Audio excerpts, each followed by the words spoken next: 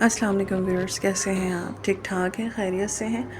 اچھا، آج کی جو اسٹوری ہے وہ بھی میرے ایک سبسکرائبر ہیں، انہوں نے جو ہے وہ مجھے بھیجی ہے، اور یہ اسٹوری جو ہے ان کے جو فرینڈس تھے یہ ان کی ہے۔ وہ کہتے ہیں کہ اچھا، پہلے میں ان کا نام آپ سے جو ہے وہ شیئر کر لوں، اور وہ کس سٹی سے ہیں میں یہ بھی آپ کو بتانا چاہوں گی۔ وہ نوابشاہ سٹی سے ہیں، آپ نے نام تو سنا ہوگا، اور ان کا جو نام ہے وہ یحییٰ نبی خان ہے۔ تو انہوں نے اپنی اسٹوری میرے ساتھ شیئر کی، اور انہوں نے بتایا کہ بہت پرانی بات ہے، جب جیسے لڑکپن کی ایج ہوتی ہے اور مطلب سنجیدگی نہیں ہوتی ہے، یہ اس ٹائم کیا جو ہے وہ واقعہ ہے، تقریباً 7 سے 8 سال پرانا واقعہ ہے، جو انہوں نے مجھ سے شیئر کیا ہے۔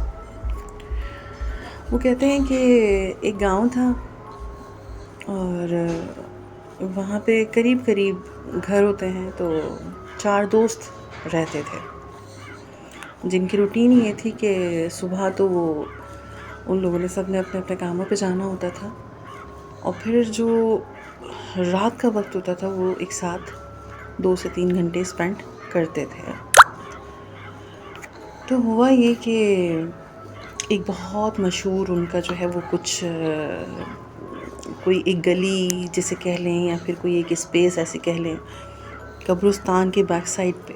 ویسے تو ہم قبرستان سے ڈرتے ہیں، لیکن ان کا واقعہ کچھ الگ ہے۔ انہوں نے کہا کہ قبرستان کے بیک سائڈ پہ ایک گلی تھی جہاں پیپل کا درخت تھا، تو وہاں پہ جو ہے وہ جانے کو منع کیا جاتا تھا، اور وہاں سے لوگ بہت مشکل سے دن میں بھی گزرتے تھے۔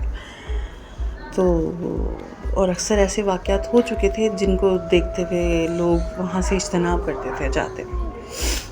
تو ایک دن بیٹھے بیٹھے جیسے ہم لوگ کھیلتے ہیں، شرطیں لگاتے ہیں، تو یہ 4 دوست رات کا کھانا وانا کھا کے سکون سے بیٹھے لیڈو کھیلنے کے لیے، اور لیڈو کھیلتے کھیلتے بھائی پہلے پیسوں کی شرط لگتی تھی، اس دفعہ شرط ہی کچھ چینج ہو گئی کہ بھائی جو ہارے گا وہ اس گلی سے گزر کے جائے گا، اور جا کے جو ہے واپس آئے گا۔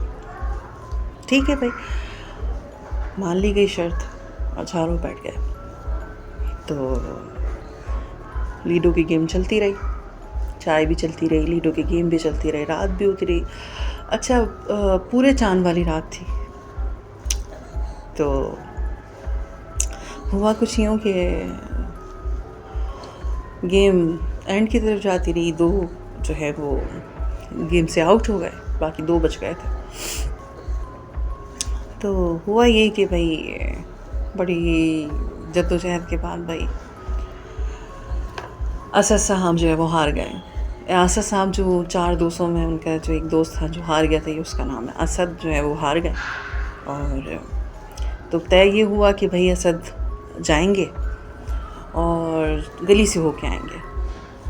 تو ٹھیک ہے بھائی، ہو کے آ جائیں گے، لیکن بھائی ہو کے آئیں گے تو ہمیں پتہ کیسے چلے گا کہ یہ گلی کا پورا ایک چکر لگا کے آئیں۔ تو ڈیسائیڈ یہ ہوا کہ بھائی گلی سے جائیں گے، اور پھر پیچھے سے ہوتے ہوئے ایک جو ہے وہ پان کی شاپ ہے، تو وہاں سے وہ پان بنوا کے لے کے آئیں گے ہمارے لیے۔ اچھا بھائی، تو جو ہے وہ اسد صاحب ڈرتے ڈرتے، خوف زدہ ہوتے ہوتے،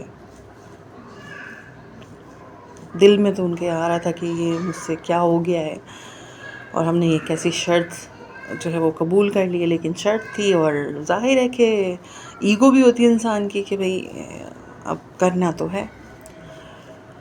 تو وہ اٹھتے ہیں اور بڑے کانفیڈنس کے ساتھ اپنی چادر کو لپیٹتے ہیں، کیونکہ سردیوں کی راتیں تھیں، چادر کو لپیٹتے ہیں اور اس گلی کی طرف رواں دواں ہو جاتے ہیں۔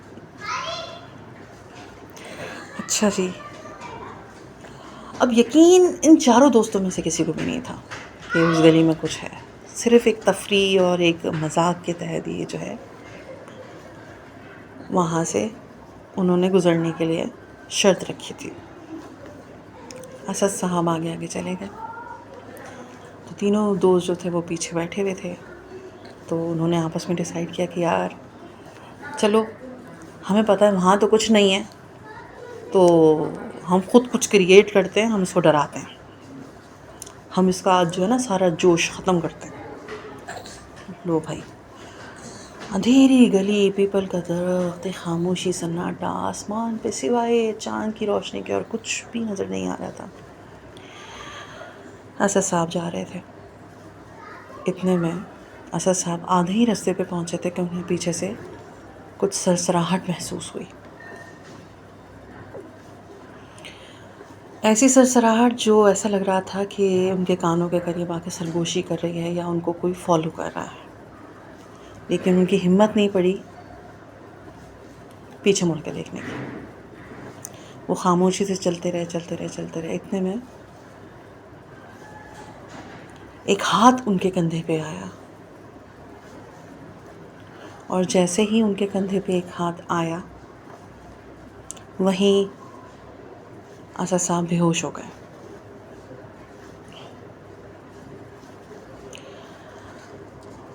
اور بے ہوش بھی کیا ہونا تھا، ایکچولی اگر سچ پوچھا جائے یا حقیقتاً انہوں نے جو بتایا وہ یہ تھا کہ ان کا دل بند ہو چکا تھا.